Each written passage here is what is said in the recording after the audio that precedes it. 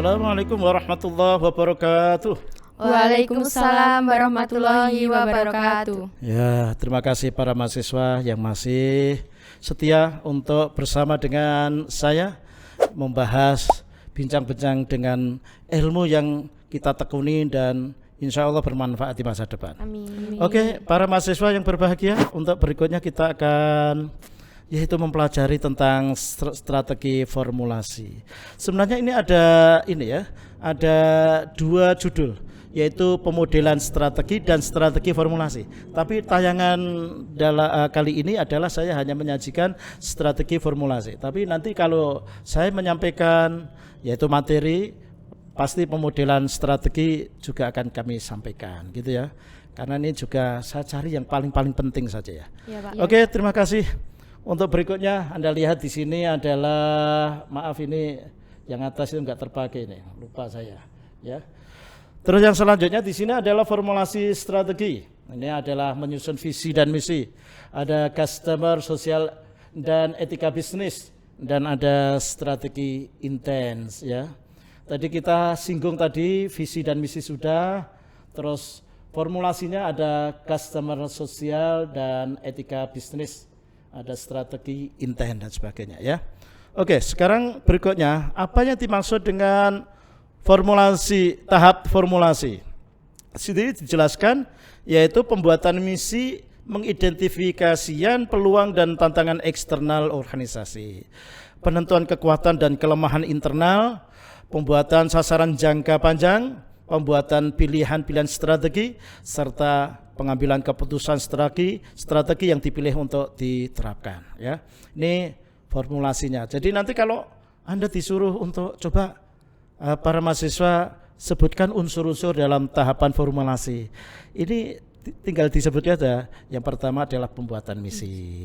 Terus yang kedua adalah mengidentifikasikan peluang dan tantangan eksternal organisasi. Dan setiap koma itu namanya unsur-unsur.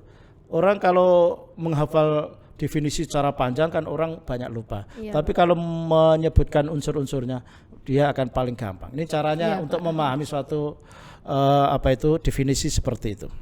Oke, saya agak lebih cepat lagi ya. Dalam hal penyusunan strategi, Fred R. David dan membagi proses ke dalam 3 tahap aktivitas, yaitu input, ya kan? Ada input stage, ada matching stage dan decision stage. Ini menurut David gitu ya. Nah sekarang penjelasan seperti apa? Termasuk di dalam formulasi strategi adalah pembahasan tentang bisnis baru yang akan dimasuki, bisnis yang dihentikan, alokasi sumber-sumber yang dimiliki, apakah akan melakukan ekspansi atau diverifikasi usaha, apakah akan memasuki pasar internasional, apakah akan melakukan merger atau membentuk joint venture, serta bagaimana untuk menghindari pengambil alihan secara paksa gitu ya. Ini adalah tadi tentang pembahasan yang kita bahas ke depan tadi. Apa tadi? Kita bahas apa tadi? Proses manajemen strategi. Proses. Bukan, formulasi. Strategi formulasi gitu ya. Ingat di sini ada pembahasan tentang bisnis baru yang akan dimasuki. Karena apa? Yaitu bisnis baru, produk baru, terus apa lagi? Perusahaan baru itu biasanya punya brand image yang negatif gitu ya. Ada bisnis baru, maka kemarin kalau kita kembali kepada pertemuan kedua itu ada namanya strategi generik gitu ya. Ada kaitannya juga gitu, ya kan? Maka formulasi strategi ini adalah juga membahas seperti itu. Bagaimana formulasinya gitu. Karena gini, ada beberapa bisnis yang perlu dilakukan suatu formulasi, di mana formulasi strategi itu adalah mengangkat supaya ini adalah bisa diminati oleh pelanggan. Diminati bukan untuk mencari keuntungan, bukan orientasinya pada profit oriented. Contohnya umpama saja Anda kalau pergi ke pergi ke Semarang atau Jogja, biasanya di bis itu ada orang menawarkan koran ya. Koran baru bagus pagi tapi dijual hanya 2.000. Itu kalau menurut akal, kalau untuk untuk biaya operasional enggak nutup. Tapi bagi perusahaan adalah enggak mencari keuntungan. Yang penting produknya dibaca oleh orang lain. Gitu. Nah itulah yang namanya bisnis baru itu adalah orientasinya ada pada invest, bukan profit oriented gitu ya. Terus yang bisnis yang mempunyai brand image yang negatif, coba menurut Anda gimana? Beri contohnya, yaitu Perusahaan asuransi itu, Pak. ya betul, ya, ini bagus sekali ya. Perusahaan asuransi itu punya brand image yang negatif itu. Coba kalau ada seseorang yang datang ke kantor itu, begitu dia dengan dasi putih, dasi terus pakai baju putih, orangnya cakep bagus ya kan, masih energik itu. Selamat pagi Bapak, dari mana Dek? Dari asuransi. Oh yang lain saja, belum ngomong aja sudah ditolak. Nah, itu ya, betul itu namanya brand image yang negatif. Nah itu harus dicari formulasinya gitu ya. Terus ada lagi perusahaan yang punya brand image yang negatif. Contohnya multi level marketing gitu ya kan. Oh iya, Pak. Multi level marketing itu kalau dilihat keuntungannya luar biasa. Anda kalau sudah membuat jaringan dan jaringan Anda itu bergerak, hanya duduk diam aja mendapatkan suatu keuntungan yang banyak sekali. Tapi prakteknya apa? Teorinya bagaimana? Praktek dan teori itu jauh. Kalau teorinya wah cepet gitu ya. Tapi kalau prakteknya mencari nasabah satu aja sulitnya setengah mati. Karena apa? Bisnis itu adalah mempunyai brand image yang negatif gitu ya. Ini adalah formulasi strategi. Sebenarnya begini, itu nanti berikutnya lagi itu ada pembahasan tentang visi misi dan sebagainya. Nah itu kan tinggal ini aja ya, dibaca sendiri, ya. Pak. Saya terangkan panjang sekali nanti. Jadi begini, yang namanya formulasi strategi itu bisa diaplikasikan dalam suatu bentuk usaha. Seperti umpama saja memajukan atau untuk usaha UMKM, ya kan?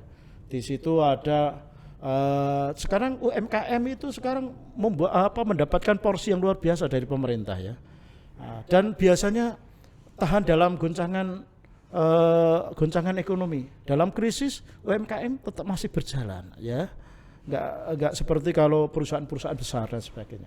Nah, Anda lihat di sini ada UMKM itu adalah usaha mikro, kecil dan menengah. Ini adalah mempunyai suatu kontribusi besar dalam perekonomian Indonesia khususnya gini ya. Nah itu bisa dilakukan dengan cara formulasi strategi usaha makanan kecil, ringan, tradisional dan sebagainya. Nah itu bisa itu dilakukan. Jadi sekali lagi formulasi strategi itu bisa diaplikasikan di dalam usaha bisnis UMKM, gitu ya. Apa yang dilakukan di sini adalah yaitu ada masalah yang sering dihadapi oleh usaha yang bergerak di bidang makanan, umpama saja dianalisis. Terus yang selanjutnya setelah itu melakukan analisis lingkungan eksternal dan internal dalam usaha itu.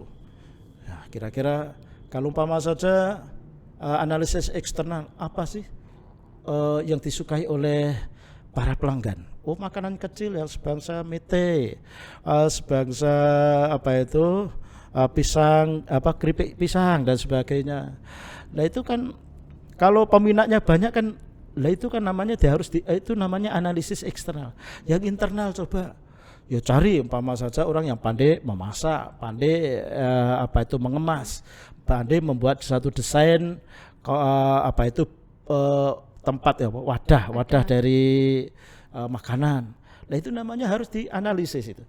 Jadi UMKM dalam produk makanan kecil misalnya itu bisa dilakukan dengan formulasi strategi gitu ya. Terus yang selanjutnya